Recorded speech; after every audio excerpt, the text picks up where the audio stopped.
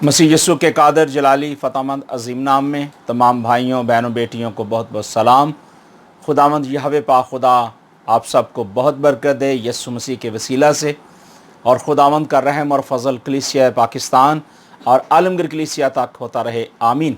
मेरे अज़ीज़ भाइयों और बहनों, एक बहुत ही ख़ास उन्वान कुर्बानी के गोश्त के तल्लुक़ से और बहुत सारे मुख्तलिफ़ सवालात किए जाते हैं और मुख्तलिफ़ जवाबात दिए जाते हैं, तो मैंने आज मुनासिब समझा कि एक बार फिर इसके बारे में कुछ बातचीत की जाए, कलाम मुक़द्दस में से सीखा जाए कि क्या कुर्बानी का गोश्त खाना क्या मसीही कौम के लिए क्या वाजिब है। तो खुदा के कलाम में से हमें सब कुछ मिलता है, क्योंकि खुदा का ज़िंदगी बख्श कलाम जो है ये हमें बताता और हमें सिखाता है। और मैं एक चीज़ समझता हूँ कि खुदा का कलाम जो है वो दो धारी तलवार है, वो आगे से भी काटता है और पीछे से भी काटता है। और हमें बीइंग मसीही होते हुए हमें अपने कलाम मुक़द्दस के मुताबिक जो है हमें चलने की ज़रूरत है। हमें खुदावंद यीशु मसीह की मर्ज़ी के मुताबिक चलने की ज़रूरत है और खुदावंद की दिए हुए आइन और कवानीन के मुताबिक चलने की ज़रूरत है। और हमें दूसरी कौमों की जो रस्में हैं, जो रवाज हैं, उनको अपनाने की ज़रूरत नहीं है। आज भी दुनिया में बहुत सारी ऐसी कौमें, कबीले हैं, जो बहुत सारे ऐसे लोग हैं जो अपने अपने त्यौहार मनाते हैं, अपने अपने माबूदों के लिए खुशी मनाते हैं और उनके लिए कुर्बानियाँ गुज़रानते हैं। लेकिन हमारा खुदावंद ज़िंदा यहोवा पाक खुदा बहुत ही साफ़ और क्लियर हमें बताता है कि हमें जो खुदा के कलाम का पैटर्न है उसके मुताबिक चलने की ज़रूरत है। और हम अहद अतीक के अंदर भी देखते हैं और अहद जदीद के अंदर भी देखते हैं कि दोनों ही जगहों पे हमें कुर्बानी का ज़िक्र मिलता है। जब अहद अतीक के अंदर हम देखें तो वहाँ हमें मिलता है कि वहाँ बैलों और बकरों का खून जो है वो बहाया जाता था और एक साल के लिए उनकी मुखलसी होती थी, कुफारा दिया जाता था। और जब हम अहद जदीद के अंदर देखते हैं तो हम देखते हैं कि मसीह यस्सु का जो लहू है, मसीह यस्सु जो मेरे और आपके लिए बलिदान हुए, कुर्बान हुए, और उनके बहाए हुए खून के वसीले से तमाम बनीनो इंसान को जो है मुखलसी और नजात मिलती है। लेकिन जब कोई शख्स तौबा कर लेता है, इकरार कर लेता है, बपतिस्मा ले लेता है या मसीह को कबूल करके रास्तबाजी के अंदर आ जाता है, तो फिर हमें खुदा के कलाम के मुताबिक चलने की ज़रूरत है। और आज का जो मौजू है वो यही है, कुर्बानी का गोश्त। लेकिन इससे पेशतर कि मैं कलाम मुक़द्दस में से आपको बताऊं, एक चीज़ बताना चाहता हूं कि इस मैसेज का जो मेरा फोकस है वो है ईमान और रास्तबाजी। अगर हम ईमान के अंदर और रास्तबाजी के अंदर चलेंगे तो फिर हमें खुदा के वो कवनेंट, खुदावंद के वो आइन कवानीन जो हैं वो हमें दिखाई देंगे, और फिर मसीह यस्सु की इलाही कुर्बानी जो है हमारी ज़िंदगी के अंदर जो है नज़र आएगी और हमें मालूम होगा कि हम खुदावंद यस्सु मसीह के बेटे और बेटियां हैं। मैं खुदा के कलाम में से चाहता हूं कि कुछ अहद अतीक के अंदर जो कुछ लिखा है इस कुर्बानी के तल्लुक़ से, जिसकी बुनियाद है, पहले उस बुनियाद को मैं चाहता हूं कि आज थोड़ा सा उसके ऊपर मैं मुख्तसरन रोशनी डालूं, क्योंकि कलाम मुक़द्दस तो बहुत ज़्यादा बयान करता है, बहुत कुछ लिखा हुआ है। लेकिन कलील से वक्त में, थोड़े से वक्त में जो खुदा ने मुझे सिखाया, खुदा ने मुझे बताया, मैं चाहता हूं कि मैं वो कलीसिया पाकिस्तान और आलमगीर कलीसिया के लिए ये मैसेज मैं रिकॉर्ड करा रहा हूं, ताकि बहुत सारे लोग, बहन भाई, बेटे और बेटियां जो हैं कलाम मुक़द्दस को भी सीखें और इस कलाम की गहरी और मीक बातों से बरकत भी हासिल कर सकें। जब हम बुक ऑफ जेनेसिस को देखते हैं, खुदा के कलाम में से देखते हैं, तो वहाँ हमें सबसे पहले जो है हमें ईमान और रास्तबाजी नज़र आती है। और खुदा के जो सूरमा होते हैं, खुदा के जो लोग होते हैं, उनके लिए ज़रूरी है कि उनका पहला ईमान जो है मजबूत होना चाहिए और उसके बाद उनके अंदर रास्तबाजी होनी चाहिए। इनका गहरा ताल्लुक़ है। मसीही कौम की जो बुनियाद है वो ईमान और रास्तबाजी है, और यही बुनियाद जो है हमें खुदा तक पहुंचने का हमारा ज़रिया है। आए हम किताब मुक़द्दस में से बुक ऑफ जेनेसिस, पैदाइश की किताब और उसका 12वां बाब और उसकी पहली चार आयात में आपके लिए पढ़ना चाहता हूँ। कलाम मुक़द्दस में लिखा है, और खुदावंद ने अब्राहम से कहा कि तू अपने वतन और अपने नातेदारों के बीच से और अपने बाप के घर से निकल कर उस मुल्क में जा जो मैं तुझे दिखाऊँगा, और मैं तुझे एक बड़ी कौम बनाऊँगा और बरकत दूंगा और तेरा नाम सरफराज करूंगा, सो तू बाइस से बरकत होगा। जो तुझे मुबारक कहे उनको मैं बरकत दूंगा, और जो तुझ पर लानत करे उस पर मैं लानत करूंगा, और ज़मीन के सब कबीले तेरे वसीले से बरकत पाएंगे। अब्राहम खुदा के कहने के माफ़िक चल पड़ा, और लूत उसके साथ गया, और इब्राहिम 75 बरस का था जब वो हारान से रवाना हुआ। किताब मुक़द्दस का पढ़ा और सुना जाना मेरे और आपके लिए बाइस से बरकत हो। मेरे अजीज़ भाई और बहनों, ये वो एक पैटर्न है, एक बेनिशान सफ़र है, एक ऐसी मंजिल है जिसके बारे में बुज़ुर्ग इब्राहिम को मालूम नहीं था और वो नहीं जानता था कि उसे कहाँ जाना है, क्या करना है। लेकिन खुदावंद की रास्तबाजी के ऊपर वो चला और खुदावंद यीशु मसीह पर ईमान लाकर उसने ये साबित किया कि वो बेशक एक रास्तबाज शख्स है और ईमानदार शख्स है। और जब हम खुदावंद के साथ रास्तबाजी का इकरार करते हैं, खुदावंद यीशु मसीह के साथ अपनी मोहब्बत का इजहार करते हैं, तो खुदा के कलाम के अंदर लिखा है कि खुदा फिर अपने बरगज़ीदों को क्या करता है, बरकत पर बरकत देता है। और यही वादा खुदा ने इब्राहिम से कहा कि मैं तुझे मुबारक कहे मैं उनको बरकत दूंगा, जो तुझ पर लानत करे उस पर लानत करूंगा, और ज़मीन के सब कबीले तेरे वसीले से बरकत पाएंगे। आज हम शुक्र अदा करते हैं कि आज हमें खुदा ने यह खूबसूरत मैसेज दिया है कि खुदा अपने इस कलाम के वसीले से ना सिर्फ हमें बरकत देता है, बल्कि जितने भी खुदा के सूरमा हैं, खुदा के कलाम को सुनने वाले, सीखने वाले हैं, वो खुदा के कलाम में से बरकत पाते हैं। और खुदा के कलाम के अंदर जब हम देखते हैं पैदाइश की किताब उसका 15वां बाब और उसकी पहली 6 आयात में आपके लिए पढ़ना चाहूँगा। इसमें लिखा है कि इन बातों के बाद खुदावंद का कलाम रोया में, यानी ख्वाब में, रोया में इब्राहिम पर नाजिल हुआ और उसने फरमाया, ए इब्राहिम तो मत डर, मैं तेरी सिपर और तेरा बहुत बड़ा अजर हूँ। और इब्राहिम ने कहा, खुदावंद तू मुझे क्या देगा, क्योंकि मैं तो बे औलाद जाता हूँ और मेरे घर का मुख्तियार जो है अल-अज़र है। फिर इब्राहिम ने कहा, देख तू मुझे कोई औलाद नहीं, देख मेरा खालाजाद और वारिस होगा। कलाम मुक़द्दस में लिखा है, तब खुदावंद का कलाम उस पर नाज़िल हुआ और उसने फरमाया, तेरा वारिस ना होगा, बल्कि वो जो तेरे सुलब से पैदा होगा वही तेरा वारिस होगा। अब यहाँ खुदावंद जो है अपनी मर्जी जाहिर कर रहा है। और 15वें बाब की जो मैंने आपको पहली आयत से मैंने बताया कि खुदा अपने लोगों के साथ रोया में कलाम करता है और खुदा गहरी गहरी और मीक बातें बताता है। और ये ना सिर्फ बुजुर्ग इब्राहिम के साथ हुआ, बल्कि बहुत सारे नबियों के साथ, रसूलों के साथ खुदा तरह बतरह कलाम करता रहा है। और आखिर में अपने बेटे यीशु मसीह के वसीले से भी उसने कलाम किया है। और यहाँ हम एक बात देखते हैं, 6ठी आयत जो बड़ी ख़ास और अहम थी, जिसके अंदर खुदा का कलाम हमें बड़ा गहरा सबक देता है। और जब हम 4थी आयत देखते हैं तो उसके अंदर हम देखते हैं कि खुदा का कलाम जो है उस पर नाज़िल हुआ और उसने फरमाया, तेरा वारिस ना होगा, बल्कि वो जो तेरे सुलब से पैदा होगा वही तेरा वारिस होगा। अब ये बात क्या हो रही है, इसको थोड़ा सा अभी हम आगे जाके एक्सप्लेन करते हैं। लिखा है 6ठी आयत में कि वो खुदान पर ईमान लाया। कौन? इब्राहिम खुदान पर ईमान लाया, इसे उसने उसके हक़ में रास्तबाज शुमार किया। अब शुमार वही लोग होते हैं जो खुदावंद यीशु मसीह पर ईमान लाते हैं, खुदावंद यीशु मसीह की रास्तबाजी में चलते हैं और खुदावंद यीशु मसीह की वफ़ादारी के साथ चलते हैं, वही खुदावंद के बेटे और बेटियां होते हैं। और इसी तरह खुदा के कलाम में से हम पैदाइश की किताब उसका 16वां बाब जब हम देखते हैं तो 16वें बाब के अंदर भी हम खुदा के कलाम की गहरी बातों को हम देखते, पढ़ते और सुनते हैं। और यहाँ भी कलाम मुक़द्दस में लिखा है 16वें बाब की मैं पहली 4 आयात आपके लिए पढ़ना चाहूँगा। कलाम मुक़द्दस में लिखा है, इब्राहिम की बीवी सारी के कोई औलाद ना हुई और उसकी एक मिस्री लौंडी थी जिसका नाम हाजरा था।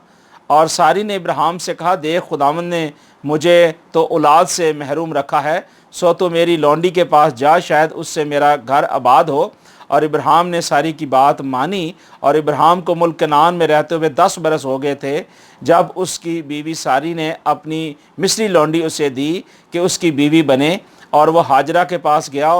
और वो हामला हुई। और जब उसे मालूम हुआ कि हामला हो गई तो अपनी बीबी को हकीर जारने लगी।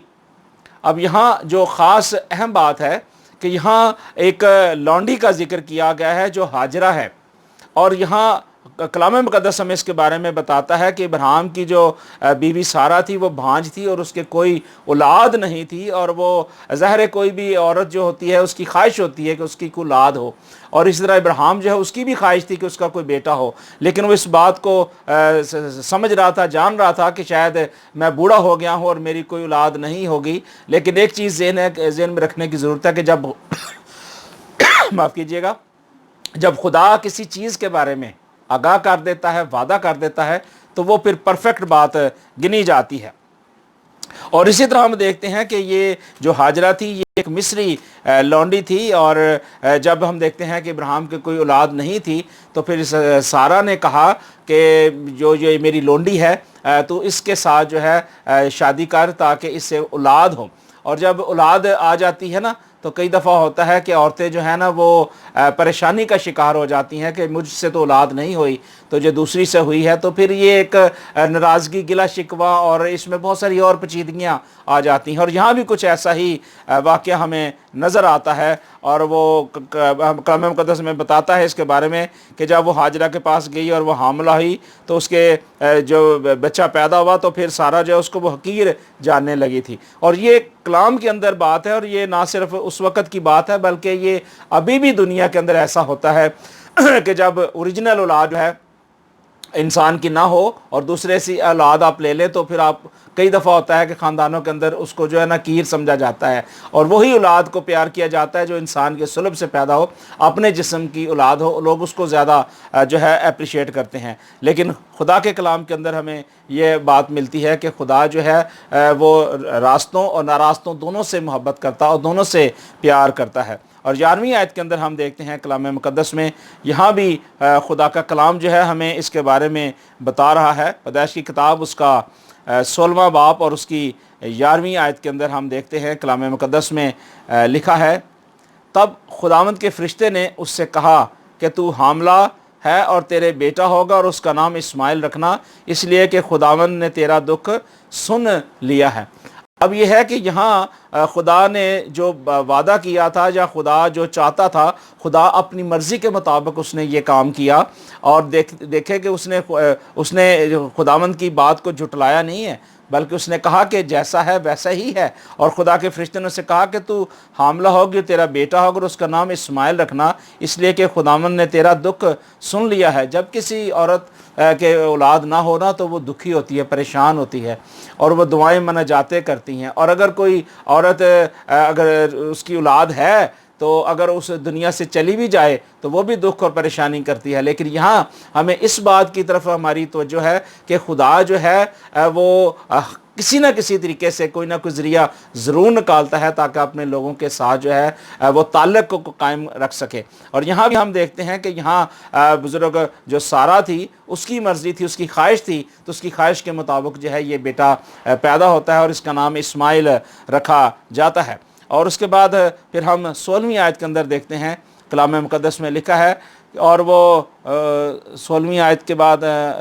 15ویں آیت پہلے میں پڑھنا چاہتا ہوں، لکھا ہے، اور ابراہیم سے ہاجرہ کے ایک بیٹا پیدا ہوا اور ابراہیم نے اپنے اس بیٹے کا نام جو ہاجرہ سے پیدا ہوا اسماعیل رکھا۔ جب ابراہیم سے ہاجرہ کے اسماعیل پیدا ہوا تب وہ ابراہیم 86 برس کا تھا، یعنی 86 ایئر کا تھا۔ اور اس کے بعد ہم 17ویں باب کے اندر جب ہم دیکھتے ہیں تو یہاں ہمیں ملتا ہے کہ جب ابراہیم 99 برس کا ہوا تب خداوند ابراہیم کو نظر آیا اور اس سے کہا کہ میں خدا قادر ہوں، میرے حضور میں چل اور کامل ہو، اور میں اپنے اور تیرے درمیان عہد باندھوں گا، تجھے برکت زیادہ بڑھاؤں گا، یعنی تیرے درمیان عہد باندھوں گا اور تجھے بہت زیادہ بڑھاؤں گا۔ تب ابراہیم سرنگو ہو گیا اور خدا نے اس سے ہم کلام ہو کر فرمایا کہ دیکھ میرا عہد تیرے ساتھ ہے، تو بہت قوموں کا باپ ہوگا۔ یعنی خدا یہاں ایک کمنٹ باندھتا ہے، خدا ایک عہد باندھتا ہے اور اس عہد کو خدا پورا بھی کرتا ہے۔ اور اس کے بعد لکھا ہے کہ دیکھو میرا عہد تیرے ساتھ ہے،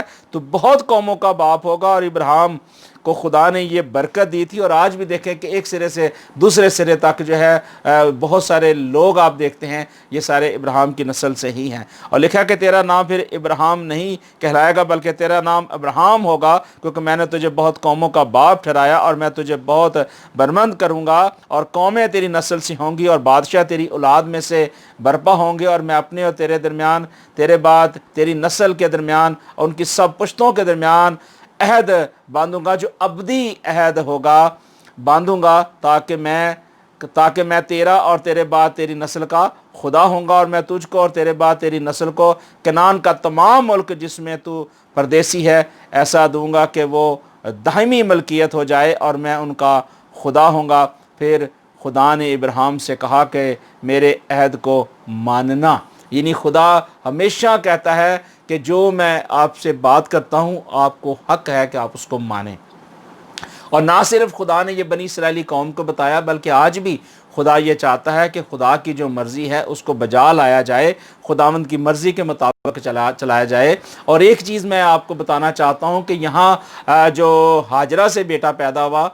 جو مصری تھی، لونڈی تھی، اس سے جو بیٹا پیدا ہوا اس کا نام اسماعیل رکھا گیا۔ اب آگے ہم جب دیکھتے ہیں خدا کے کلام کے اندر کہ جو وعدے کا فرزند ہے، خدا نے کہا کہ میں اس کے ساتھ ابدی عہد باندھوں گا، یعنی کبھی نہ ٹوٹنے والا جو ہے عہد میں وہ باندھوں گا۔ اور جب ہم دیکھتے ہیں پیدائش کی کتاب اور اس کا 21واں باب، تو اس کے اندر ہمیں خدا کے کلام کی وہ پروفیسی جو ہے وہ ہمیں نظر آتی ہے، دکھائی دیتی ہے، جو خدا نے اپنے وعدے کے مطابق جو ہے وہ پورا کیا۔ اور ہم جب خدا کے کلام کو دیکھتے ہیں تو پھر ہمیں یہاں خدا کے کلام کی اس سچائی کو ہمیں سمجھنے کی بھی ضرورت ہے جو خدا اپنے لوگوں کے ساتھ جو ہے عہد باندھتا ہے اور اس کے بعد اسے جو ہے پورا بھی کرتا ہے۔ اور خدا نے یقیناً جو کچھ بھی کلام مقدس میں فرمایا وہ پورا ہوا، اور آج ہمیں اس کی تصدیق جو ہے کلام مقدس میں سے ملتی ہے۔ پیدائش کی کتاب اس کا 21واں باب اور اس کی پہلی آیت سے میں آپ کے لیے پڑھنا چاہوں گا۔ لکھا ہے،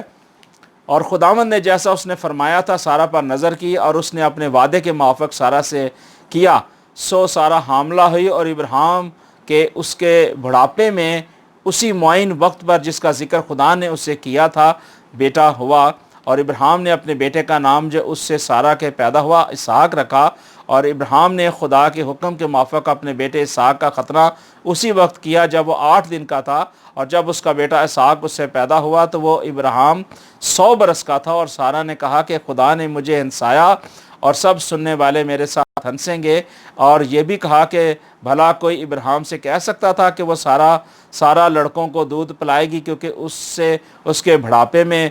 میرے ایک بیٹا ہوا۔ اور وہ لڑکا بڑھتا اور اس کا دودھ چڑھایا گیا، اور اسحاق کے دودھ چڑھانے کے دن ابراہیم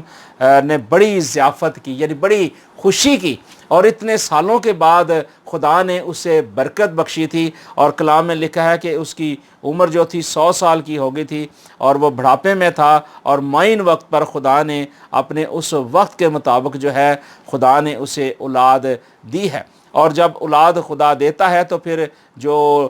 لوگ ہوتے ہیں، ایماندار شخص ہوتے ہیں، اور جو خدا پر بھروسہ رکھنے والے ہیں، شکر گزاری کرتے ہیں، تو پھر وہ ضیافت بھی کرتے ہیں۔ اور ضیافت جب کی جاتی ہے تو بہت سارے مہمانوں کے ساتھ غریبوں، لاچاروں، غریبوں کو بھی بلایا جاتا ہے تاکہ وہ اس ضیافت میں شریک ہوں، اور یہی کلام مقدس کا جو ہے پیٹرن ہے۔ سو خدا کا کلام جو ہے وہ ہمیں صاف اور کلیئر بتاتا ہے کہ خدا نے اپنے اس معین وقت پر جو خاص ٹھہرایا تھا اس پر خدا نے ابراہیم کو برکت دی، اور اس سے بیٹا پیدا ہوا۔ اور ہم دیکھتے ہیں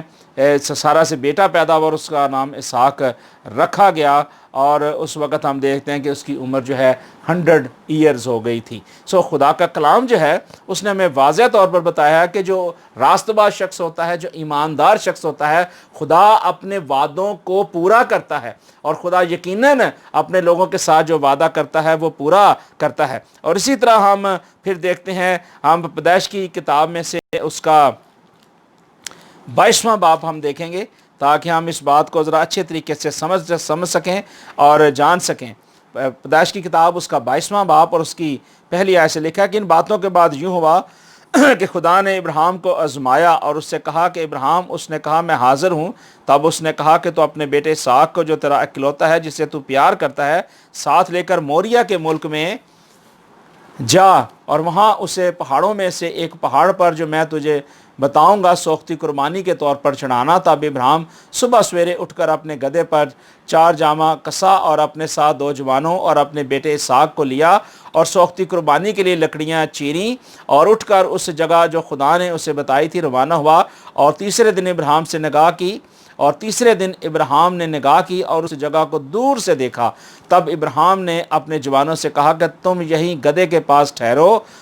میں اور یہ لڑکا دونوں ذرا وہاں تک جاتے ہیں اور سجدہ کر کے پھر تمہارے پاس لوٹ آئیں گے۔ اور ابراہیم نے سوختی قربانی کی لکڑیاں لے کر اپنے بیٹے اسحاق پر رکھیں، اور آگ اور چھری اپنے ہاتھ میں لی، اور دونوں اکٹھے روانہ ہوئے۔ تب اسحاق نے اپنے باپ ابراہیم سے کہا، اے باپ۔ اس نے جواب دیا، اے میرے بیٹے، میں حاضر ہوں۔ तब इसहाक ने अपने बाप इब्राहिम से कहा, ए बाप। उसने जवाब दिया, ए मेरे बेटे, मैं हाज़िर हूँ। उसने कहा कि देख, आग और लकड़ियाँ तो हैं, पर सोख्ती कुर्बानी के लिए बर्रा कहाँ है। अब बेटा इस बात को तो अभी तक समझ नहीं रहा था। वो कह रहा था कि सारी चीज़ें तो मौजूद है, लेकिन सोख्ती कुर्बानी के लिए जो है अभी तक कोई बकरा या बच्चा मौजूद नहीं है, कोई बर्रा मौजूद नहीं है। तब इब्राहिम ने उससे कहा, इब्राहिम ने कहा कि मेरे बेटे, खुदा आप ही अपने वास्ते सोख्ती कुर्बानी के लिए बरा मुहैया करेगा। यानी खुदा ने इंतज़ाम पहले से ही सब कुछ किया हुआ था। बात यह है कि बहुत सारे लोग जो हैं इन बातों को नहीं समझते और वो अपनी थियोलॉजी, अपनी टर्मिनोलॉजी के साथ बातें करते हैं। लेकिन हमें कलाम मुक़द्दस के मुताबिक हमें देखने की ज़रूरत है कि यहाँ जो लिखा हुआ है हमें उसको समझने की ज़रूरत है। और फिर लिखा है, सो खुदा आप ही अपने वास्ते कुर्बानी के लिए बरा मुहैया करेगा। सो वो दोनों आगे चले और उस जगह जो खुदा ने बताई थी वहाँ इब्राहिम ने कुर्बान गाह बनाई और उस पर लकड़ियाँ चुनी और अपने बेटे इसहाक को बांधा और उसे कुर्बान गाह पर लकड़ियों के ऊपर रखा। और इब्राहिम ने हाथ बढ़ाकर छुरी ली और उसे अपने बेटे को ज़बह करे। तब खुदावंद के फरिश्ते ने उसे आसमान से पुकारा कि इब्राहिम, इब्राहिम। उसने कहा, मैं हाज़िर हूँ। फिर उसने कहा कि तू अपना हाथ रोक ले। फिर उसने कहा कि तू अपना हाथ लड़के पर ना चला और ना उससे कुछ कह, क्योंकि अब मैं जान गया कि तू खुदा से डरता है, इसलिए कि तूने अपने बेटे को भी जितना इकलौता है मुझसे दरेग ना किया। Hallelujah, praise the Lord. अब यहाँ जो ख़ास बात है वो खुदा का कलाम हमें इसके बारे में बता रहा है। लिखा है कि उस वक़्त वाक़या को बात था कि खुदावंद के फरिश्ते ने आसमान से पुकारा कि इब्राहिम, इब्राहिम। उसने कहा, मैं हाज़िर हूँ। उसने कहा कि अपना हाथ जो है तू लड़के पर ना चला, ना छुरी चला, क्योंकि मैं जान गया हूँ कि तू खुदा से डरता है, खुदा से प्यार करता है, तो ईमानदार शख्स है, वफादार शख्स है। और तू जो तेरा इकलौता बेटा है तूने उसे भी कुर्बान करने से दरेग नहीं किया। अब यहाँ जो ख़ास बात है वो ये है कि हम देखते हैं कि इब्राहिम ने जब अपने उस बेटे को लटाया था और नीचे लकड़ियाँ रखी, छुरी पकड़ी थी, तो खुदा ने ऐन वक्त पर फरिश्ते को भेज दिया था ताकि उसको रोक दे और उसकी कुर्बानी जो है वो कबूल हो गई थी। क्योंकि खुदा ने कहा था कि तू पीछे देख, जो तेरे पीछे मेंढा है उसे ले और उसे कुर्बान कर। अब बात यह है कि यहाँ कुर्बानी जो है हुई नहीं है। खुदा का जो निज़ाम था वो यही था कि खुदा अपने बंदों को आज़मा रहा था, चेक कर रहा था। और यहाँ भी खुदा ने एक बहुत बड़ी आजमाइश की है। और यहाँ हम देखते हैं कि इब्राहिम की जब आजमाइश होती है तो जो उसका इकलौता बेटा है, खुदा ने उसे कहा कि तू कुर्बान कर दे, और उसकी कुर्बानी यहाँ हुई नहीं है। यहाँ सिर्फ अपनी आजमाइश के अंदर जो है वो पूरा उतरा है। और खुदा ने कहा कि तू वाकई ही मुझसे प्यार करता है, तू खुदा का खौफ मानता है, डरता है, और यहाँ उसकी कुर्बानी नहीं होती। और कलाम मुक़द्दस में लिखा है उसकी 13वीं आयत में कि इब्राहिम ने निगाह की और अपने पीछे एक मेंढा देखा जिसके सींग झाड़ी में अटके थे। तब इब्राहिम ने जाकर उस मेंढे को पकड़ा और अपने बेटे के बदले सोख्ती कुर्बानी के तौर पर चढ़ाया। और इब्राहिम ने उस मकाम का नाम यहोवा यरी रखा। चनाचे आज तक ये कहावत है कि खुदावंद के पहाड़ पर मुहैया किया जाएगा। यानी दोबारा मैं आपके लिए इस हवाले को पढ़ता हूँ कि इब्राहिम ने उस मकाम का नाम यहोवा यरी रखा। चुनाचा आज तक ये कहावत है कि खुदावंद के पहाड़ पर मुहैया किया जाएगा। यानी खुदा जो है कहीं भी किसी वक्त भी कोई भी चीज़ जो है मुहैया कर सकता है, क्योंकि वो यहोवा यरी है। और खुदावंद के फरिश्ते ने आसमान से दोबारा इब्राहिम को पुकारा और कहा कि खुदावंद फरमाता है कि चूँकि तूने ये काम किया, अपने बेटे को भी जो तेरा इकलौता है दरेग ना रखा, इसलिए मैंने भी अपनी ज़ात की कसम खाई है कि मैं तुझे बरकत पर बरकत दूंगा, यानी ब्लेसिंग पर ब्लेसिंग दूंगा, यानी इतनी बरकत दूंगा कि जो संभाली नहीं जाएगी। और खुदा का जो वादा है वो सच्चा साबित हुआ। लिखा कि तेरी नस्ल को बढ़ाते बढ़ाते आसमां के तारों और समंदर के किनारों की रेत की मानद बना दूंगा, और तेरी औलाद अपने दुश्मनों के फाटकों की मालिक होगी, और तेरी नस्ल के सब वसीले से تیرے نسل کے وسیلے سے زمین کے سب قومیں برکت پائیں گی کیونکہ تو نے میری بات مانی ہے۔ اور یقین کریں کہ جب بھی کوئی شخص جو ہے خداوند کی بات مانتا ہے تو خدا اسے سربلندی عطا فرماتا ہے، خدا اس کے ساتھ ساتھ چلتا ہے، جس طرح کہ خدا نے ابراہیم کو برکت دی اور خدا نے اس کی آزمائش بھی کی اور وہ آزمائش پر پورا رہا اور اس نے آمین کہا۔ سو ہمیں خدا توفیق دیتا کہ ہم بھی خداوند کی مرضی کے مطابق اور خداوند کی رہنمائی کے مطابق چلیں، تاکہ ہم خداوند کی اس مرضی کو، خداوند کے اس پیار کو جو خدا ہم سے کرتا ہے اس کے بارے میں جانیں، اور اس کے بارے میں ہمیں آگاہ کیا جاتا ہے کہ ہمیشہ بنی اسرائیل کے اندر اس بات کو واضح کیا جاتا تھا، لوگوں کو آگاہ کیا جاتا تھا، بتایا جاتا تھا کہ خدا کے آئین اور قوانین کے مطابق چلا جائے۔ جب انسان خدا کی مرضی کے مطابق چلتا ہے تو خدا پھر برکت دیتا ہے، جس طرح خدا نے اپنے بندے کے ساتھ کلام کیا اور اسے برکت دی۔ اب ہم اعبار کی کتاب اس کا 4 باب دیکھیں گے کلام مقدس میں سے کہ خدا کا کلام یہاں ہمیں کیا فرماتا ہے۔ اعبار کی کتاب اس کا 4 باب اور اس کی 17ویں آیت کے بارے میں اب میں آپ کو بتاؤں گا کہ ایک قربانی جو ہے ایکچولی ہوا کیا، کیسے ہوا کرتی تھی۔ اور قربانی کا ذکر جو ہے یہ عہد عتیق کے اندر ہمیں بہت سا ملتا ہے۔ یہاں لکھا ہے، اور کہن اپنی انگلی جو ہے اس خون میں ڈبو کر اسے پردہ کے سامنے 7 بار خداوند کے آگے چھٹکتے تھے، اور اسی خون میں سے مذبح کی سینگوں پر جو خداوند کے آگے خیمہ اجتماع پہ لگاتے، اور باقی سارا خون جو سوختی قربانی کے مذبح کے پایا پر جو خیمہ اجتماع کے دروازے پر تھا انڈیل دیتے تھے۔ اب ہوتا کیا تھا؟ ہوتا یہ تھا کہ اس دور کے اندر ہم دیکھتے ہیں کہ خدا جو ہے لوگوں کے ساتھ جو ہے ڈائریکٹلی طور پہ تو بات نہیں کرتا تھا، خدا صرف اور صرف بزرگ موسیٰ کے ساتھ جو ہے ڈائریکٹلی کلام کرتا تھا، اور یہ بہت بڑا بزرگ موسیٰ تھا، نبی تھا کہ جس کے ساتھ خدا ڈائریکٹلی بات کرتا تھا۔ باقی کلام جو ہے خدا رویا کے ساتھ، خوابوں کے ساتھ کلام کرتا رہا، لیکن جب بزرگ موسیٰ کو ہم دیکھتے ہیں تو یہ ایک ایسا بزرگ نبی ہے کہ جس سے خدا نے بڑی حکمت اور دانش دی اور بڑا علم دیا، جس کے ذریعے اس نے شریعت کی یہ 5 کتابیں بھی تحریر کی ہیں۔ اور کلام مقدس میں ہم دیکھتے ہیں کہ اس کے بعد ہم دیکھتے ہیں کہ کیا ہوا کہ اس دور کے اندر جو خاص قربانی تھی وہ اس کا ایک طریقہ ہوتا تھا۔ اس کا طریقہ یہ ہوتا تھا کہ وہ بچڑے کو کیا کرتے تھے، لیتے تھے۔ میں بلکہ کلام مقدس میں سے چاہتا ہوں کہ اس کو پڑھا جائے تاکہ ہم اسے اچھے طریقے سے سمجھ سکیں۔ اعبار کی کتاب اس کا 4 باب اس کی 20ویں آیت سے میں پڑھتا ہوں کہ وہ بچڑے سے یہی کرے، یعنی جو کچھ خطا کی قربانی کے بچڑے سے کیا تھا وہی اس بچڑے سے کرے، اور یوں کاہن ان کے لیے کفارہ دے تو انہیں معافی ملے گی۔ یعنی اس وقت اگر کوئی شخص گناہ کرتا تھا یا اس سے کوئی ایسی غلطی سرزد ہو جاتی تھی تو اس کے کفارے کے لیے جو تھا وہ بروں کو لاتے تھے، اور برے جو تھے ان کو 4 دن چیک کیا جاتا تھا، اور اس کے بعد وہ قربانی کے لیے کاہن کے پاس لاتے تھے تاکہ وہ قربانی دی جائے۔ اب اس کے قربانی کا جو طریقہ کار تھا وہ ایک بڑا خاص تھا، اور اس کی 24ویں آیت کے اندر جب ہم دیکھتے ہیں تو اس کے بارے میں ہمیں ایک بڑی ڈیٹیل ملتی ہے، اور کلام مقدس اس کے بارے میں ہمیں بڑی کلیئر واضح طور پہ اس کے بارے میں بتاتا ہے۔ لکھا ہے کہ وہ کیا کرتے تھے کہ وہ اپنا ہاتھ اس بکرے کے سر پر رکھتے اور اسے اس جگہ ذبح کرے جہاں سوختی قربانی کے جانور اور خداوند کے آگے ذبح کرتے ہیں، اور یہ خطا کی قربانی ہے۔ اور کاہن خطا کی قربانی کا کچھ خون اپنی انگلی میں لے کر اسے سوختی قربانی کے مذبحوں کے سینگوں پر لگائیں، اور اس کا باقی سب خون سوختی قربانی کے مذبح کے پائے پر انڈیل دے، اور سلامتی کے ذبحوں کی چربی کی طرح اس کی سب چربی مذبح پر جلائے، اور یوں کاہن اس کی خطا کا کفارہ دے تو اسے معافی ملے گی۔ اب یہاں یہ ہوتا تھا کہ جو قربانی خطا کی دی جاتی تھی معافی کے لیے، اس قربانی کو بعد میں جلایا جاتا تھا، اور آگے ہم جا کے اس کے بارے میں دیکھیں گے کہ آج کے دور کے اندر جو قربانیاں کی جاتی ہیں انہیں جلایا نہیں جاتا بلکہ انہیں کھایا جاتا ہے۔ اور یہ ایک بڑی خاص بات ہے جو ہمیں کلام مقدس میں سے ہمیں عہد عتیق کے اندر سیکھنا ہے، اور اس کے بارے میں ہمیں جاننے کی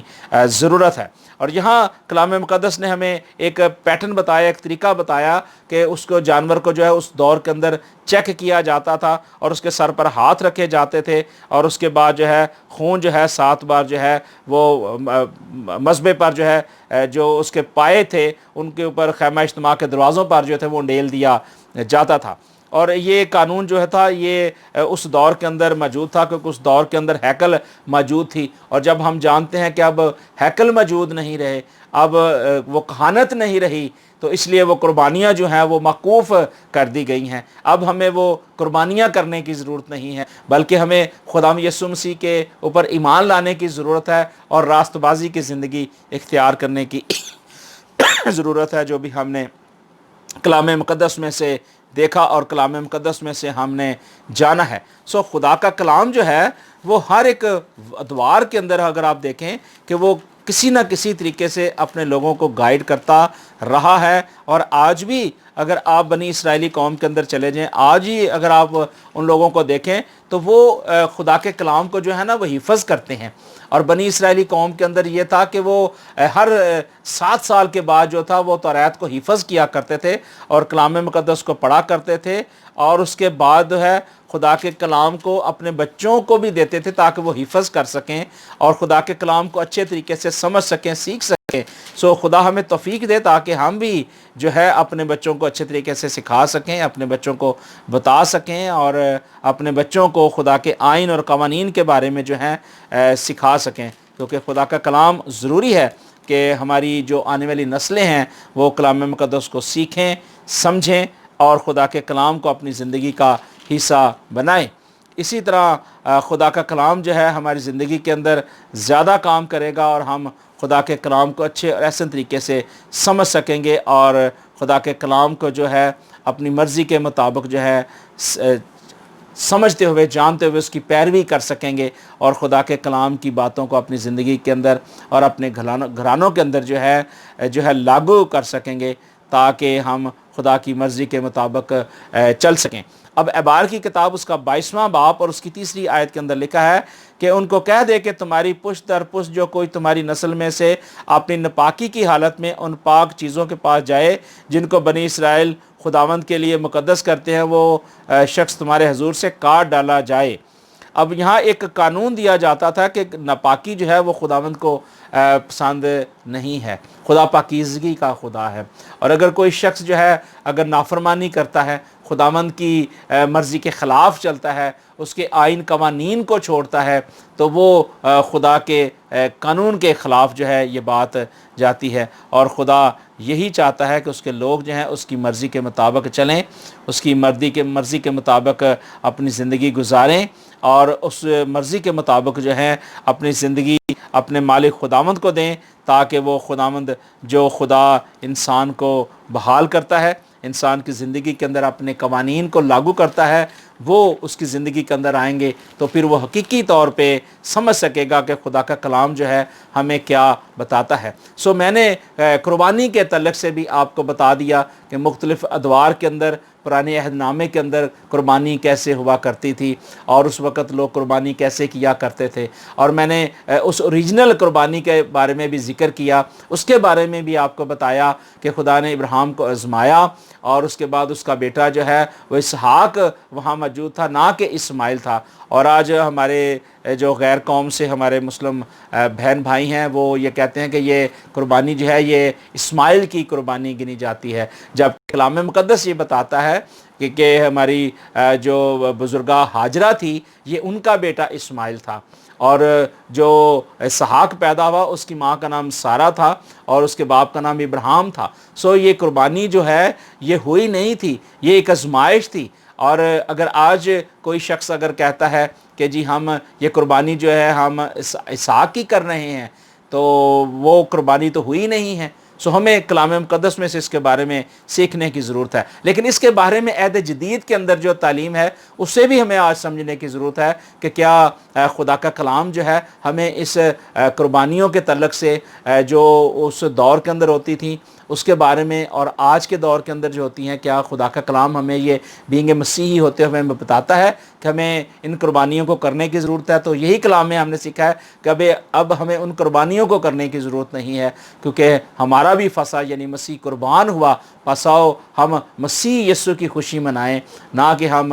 غیر معبودوں کی خوشیوں میں شامل ہوں، کیونکہ ہمیں غیر معبودوں کی جو لوگ خوشیاں کرتے ہیں یا غیر معبودوں کے ساتھ چلتے ہیں یا غیر قوم کے ساتھ چل کر ان کی خوشیوں کو دوبالا کرتے ہیں، ہمیں ان کے ساتھ چلنے کی ضرورت نہیں ہے۔ یا پالوس رسول نے ایک بڑی خاص کلیئر بات کلیسیا کے ساتھ کی اور ایک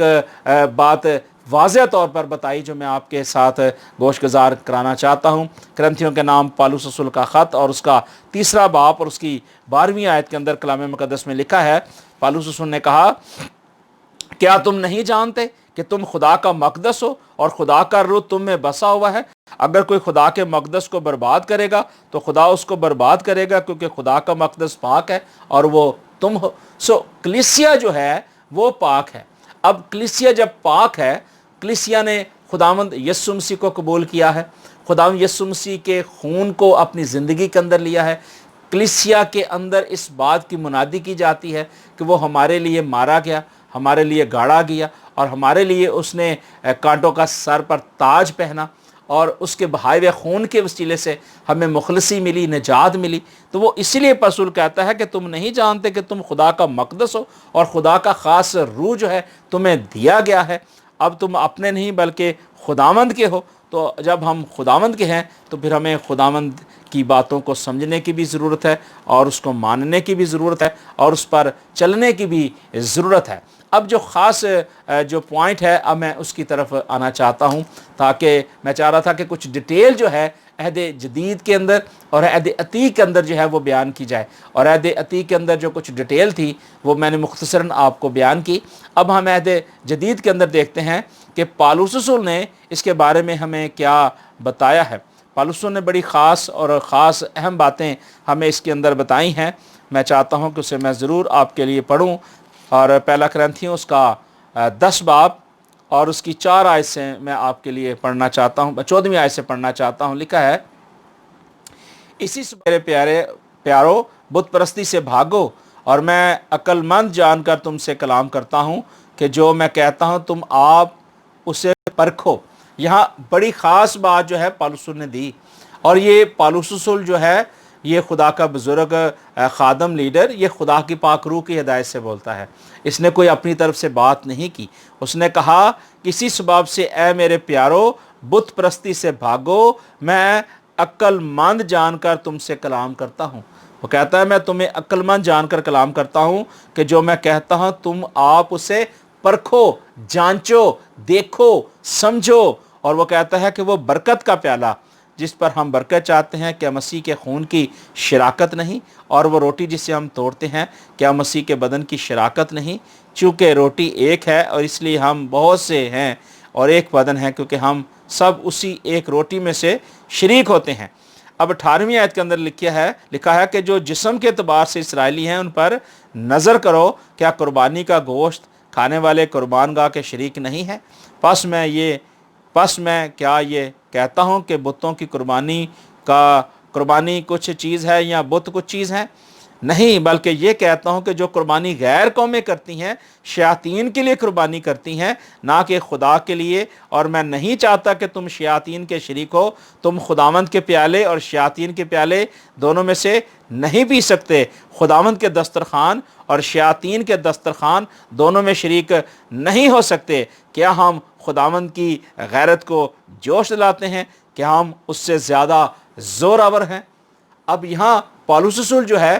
ایک ایرر جو ہے وہ کلیسیا کو بتا رہا تھا، اور اس دور کے اندر ہم دیکھتے ہیں کہ کرنتھس کی کلیسیا کے اندر بہت سارے لوگ جو تھے نافرمان تھے۔ وہ گلا گھونٹ دیتے تھے جانوروں کو، اور جانوروں کا لہو جو ہے وہ پی لیتے تھے، جبکہ خداوند نے سختی سے منع کیا تھا کہ تم نے لہو کو نہیں پینا کیونکہ اس کے اندر جان ہے۔ اور وہ لہو کو پیتے تھے، جانوروں کے گلا گھونٹ دیتے تھے، اور اس کے بعد ان کو ذبح کر کے ان کو پھر دیوتیوں کے پاس، غیر معبودوں کے پاس لے جاتے تھے، اور اس کے بعد جو ہے وہ گوشت جو ہوتا تھا وہ کچا کھا جاتے تھے اور دوسرے لوگوں کو دیتے تھے، بانٹ دیتے تھے، اور اس طرح کے بہت سارے کام کرتے تھے۔ اور جب پالوس رسول نے وہاں دیکھا کہ یہ تو بہت غلط کام کر رہے ہیں، ان کو تو اویئرنس نہیں ہے، بلکہ ان کو تو خداوند یسوع مسیح کی طرف آنا ہے، خداوند یسوع مسیح کی مرضی کے مطابق چلنا ہے، اور مسیح یسوع کا بہایا ہوا خون ہی اصل خون ہے جس کے وسیلے سے انسان جو ہے بحال کیا جائے گا، تو یہ کیا کر رہے ہیں؟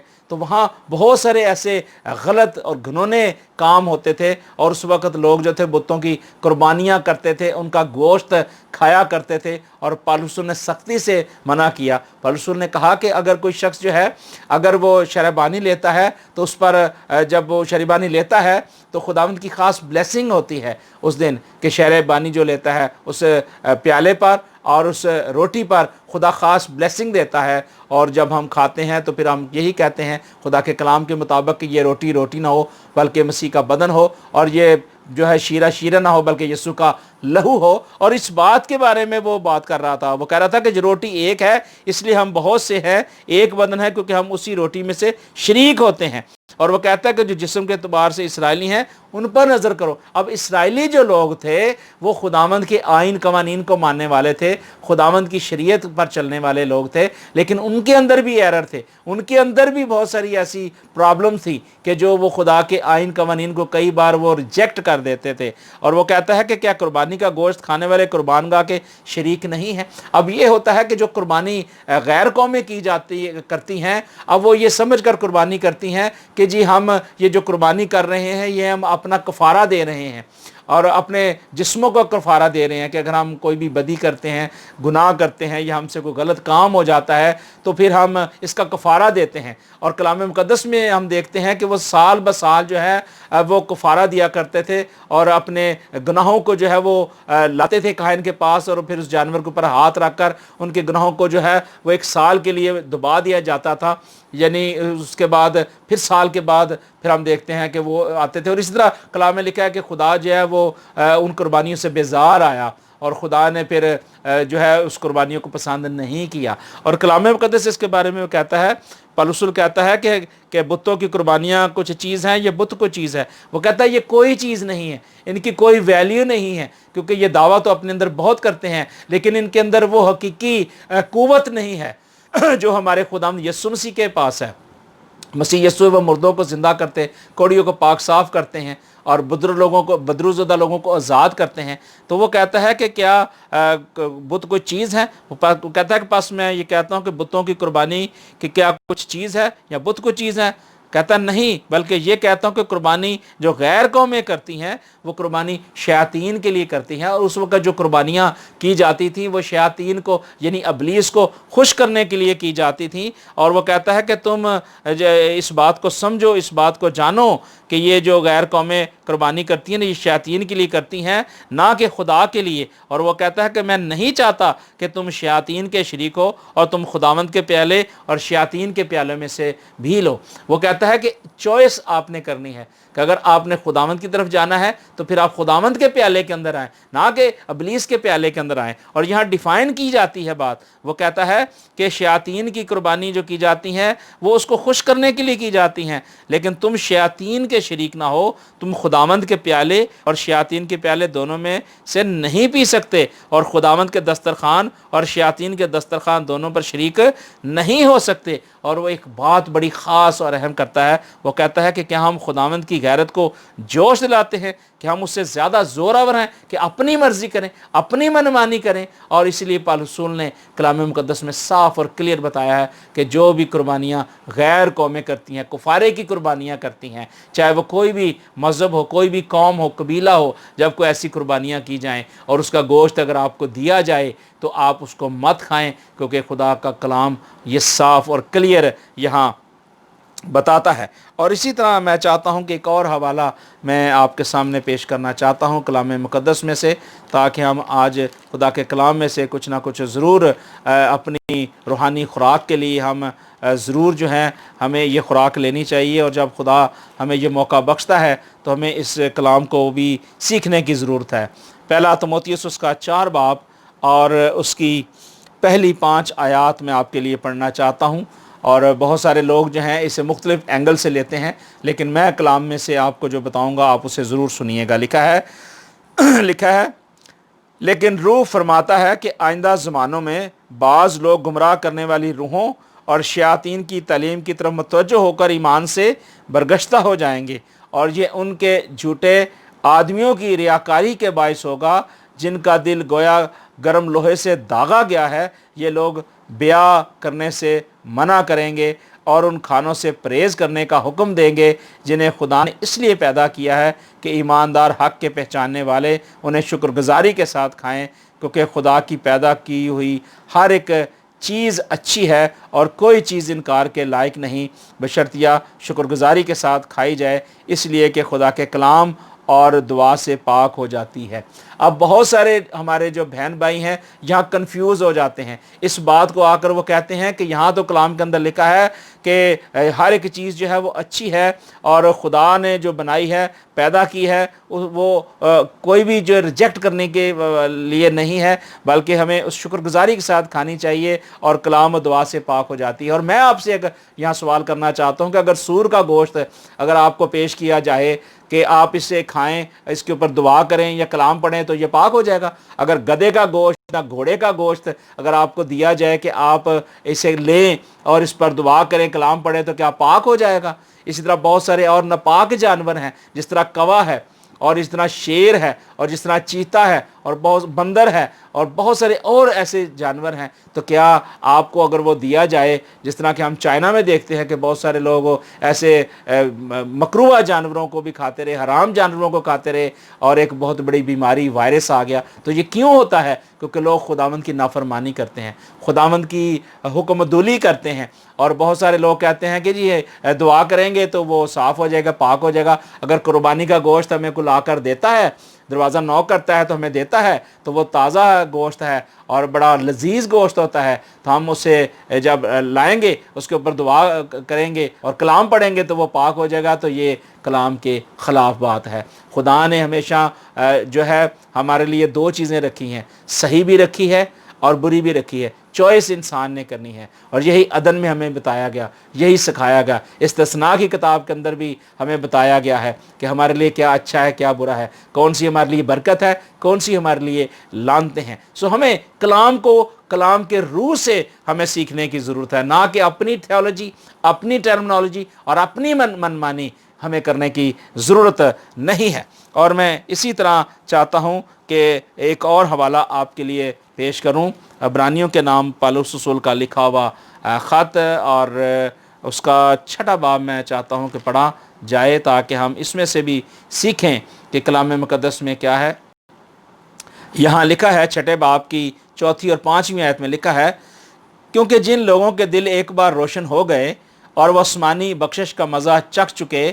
اور روح القدس میں شریک ہو گئے اور خدا کے عمدہ کلام اور آئندہ جہان کی قوتوں کا ذائقہ چکھ چکے، اگر وہ برگشتہ ہو جائیں تو انہیں توبہ کے لیے پھر نیا بنانا ناممکن ہے، اس لیے کہ وہ خدا کے بیٹے کو اپنی طرف سے دوبارہ مصلوب کر کے اعلانیہ ذلیل کرتے ہیں۔ اب یہ وہ لوگ ہیں کہ جو خداوند یسوع مسیح پر ایمان لانے کا اظہار تو کرتے ہیں، وہ کہتے ہیں جی ہم نے توبہ بھی کی ہے، ہم نے اقرار بھی کیا ہے، ہم نے بپتسمہ بھی لیا ہے، راست بازی میں چلنے کا اظہار بھی کرتے ہیں، اور اس کے بعد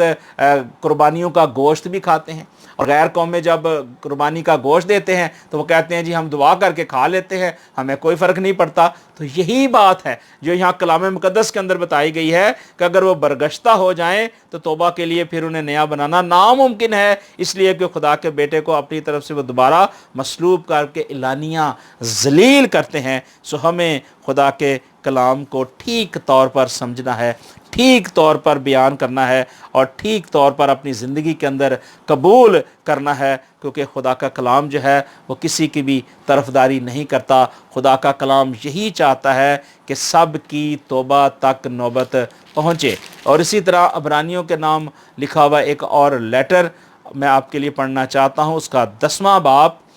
اور اس کی صرف ایک آیت آپ کے لیے پڑھوں گا، 26ویں آیت۔ لکھا ہے، کیونکہ حق کی پہچان حاصل کرنے کے بعد اگر ہم جان بوجھ کر گناہ کریں تو گناہوں کی کوئی اور قربانی نہیں رہی۔ اب اس بات کو ضرور آپ سمجھیے گا کہ روح کلیسیاؤں سے کیا فرماتا ہے۔ مکاشفہ کی کتاب کے اندر لکھا ہے کہ سننے والا سن لے کہ روح کلیسیاؤں سے کیا فرماتا ہے۔ اور یہ جو حوالہ ہے یہ ہمیں اس بات کو سمجھنے کے لیے، ہماری زندگی کے لیے ہی کافی ہے۔ اور اس کے ساتھ ایک اور حوالہ میں آپ کے لیے پڑھنا چاہتا ہوں،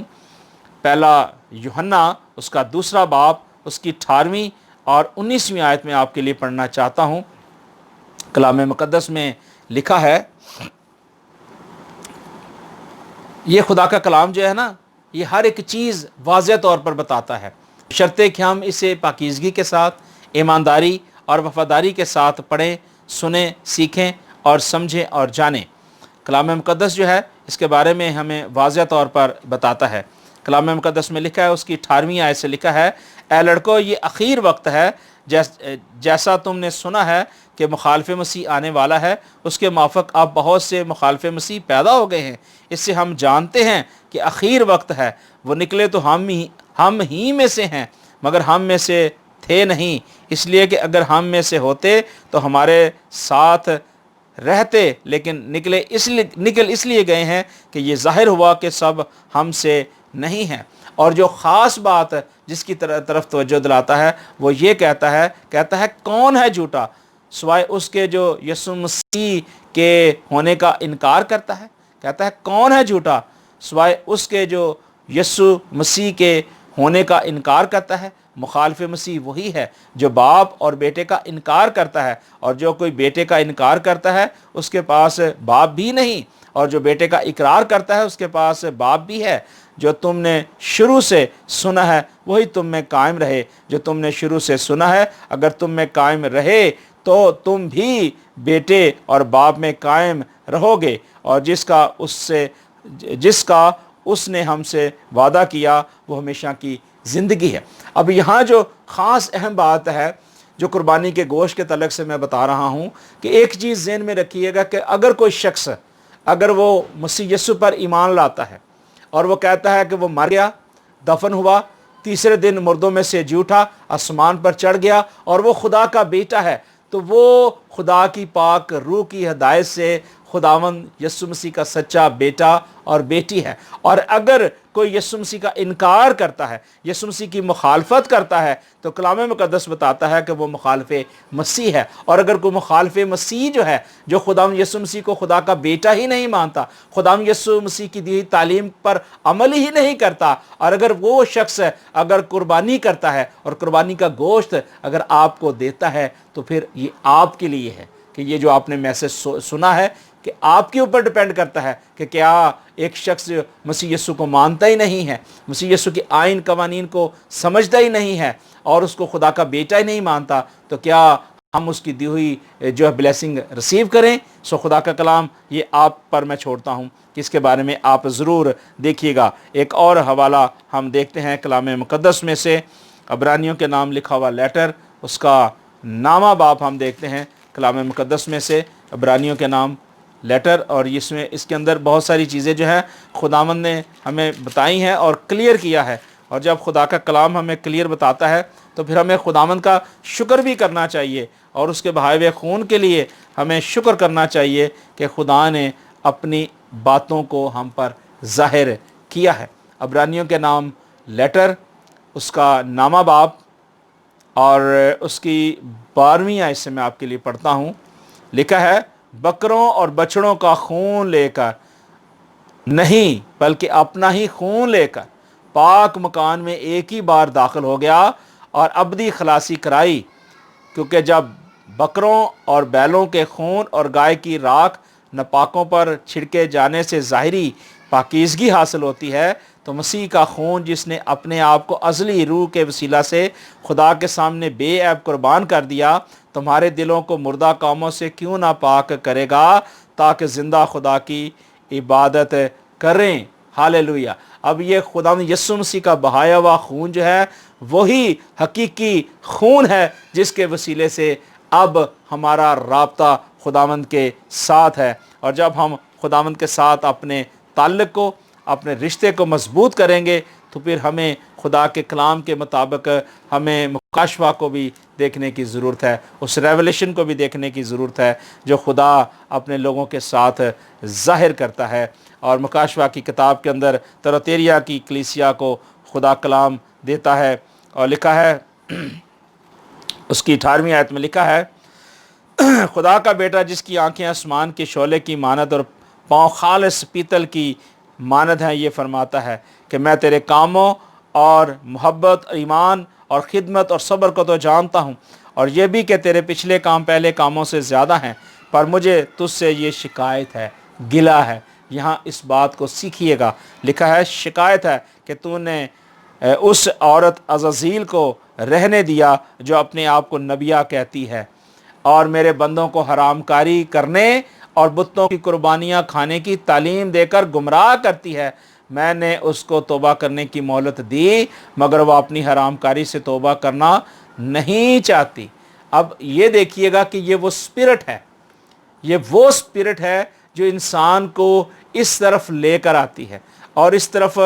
قائل کرتی ہے تاکہ وہ کسی نہ کسی طریقے سے جو ہے یہ کام کرے اور اس قربانیوں کے گوشت میں سے کھائے اور اس کے بعد جو ہے وہ خوشی منائے۔ لیکن خدا کا کلام جو ہے ہمیں بتاتا ہے کہ ہمیں ایسی گمراہی کے اندر آنے کی ضرورت نہیں ہے، ہمیں ایسی باتوں کو اپنی زندگی کے اندر ماننے کی ضرورت نہیں ہے، بلکہ خداوند کا بیٹا یسوع مسیح اس دنیا میں اس لیے آیا تاکہ ہم زندگی پائیں اور کثرت کی زندگی پائیں۔ سو خدا کا کلام جو ہے ہمیں یہی بتاتا ہے کہ ہمیں اب بیلوں اور بکروں کی قربانی کرنے کی ضرورت نہیں ہے، اب چھتروں کو قربان کرنے کی ضرورت نہیں ہے، بلکہ یسوع مسیح کا بہایا ہوا خون ہی ہماری مخلصی اور نجات ہے۔ اور یہی پالوس رسول نے ہمیں بتایا ہے کہ ہمیں شیاطین کے پیالے میں سے اور خدا کے پیالے میں سے دونوں میں سے نہیں لینا، ہمیں خداوند کے پیالے میں سے اگر لینا ہے تو پھر خداوند کی وفاداری میں رہنا ہے، یسوع مسیح پر ایمان رکھنا ہے،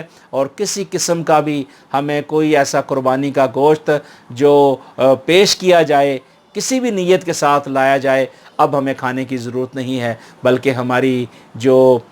دعائیں مناجاتیں شکر گزاریاں جو ہے وہ ہمارے خداوند یسوع مسیح کے لیے ہونی چاہیے، تاکہ خدا جو آسمان پر ہے اپنے بیٹے یہوشوا مشیاخ یسوع مسیح کے وسیلے سے اپنے لوگوں کو دھوئے، صاف کرے اور پاک کرے تاکہ وہ ہمیشہ کی زندگی کے اندر داخل ہو سکے۔ سو خداوند اس کلام کے وسیلے سے آپ کو اور تمام کلیسیا کو بہت برکت دے۔ God bless you every one.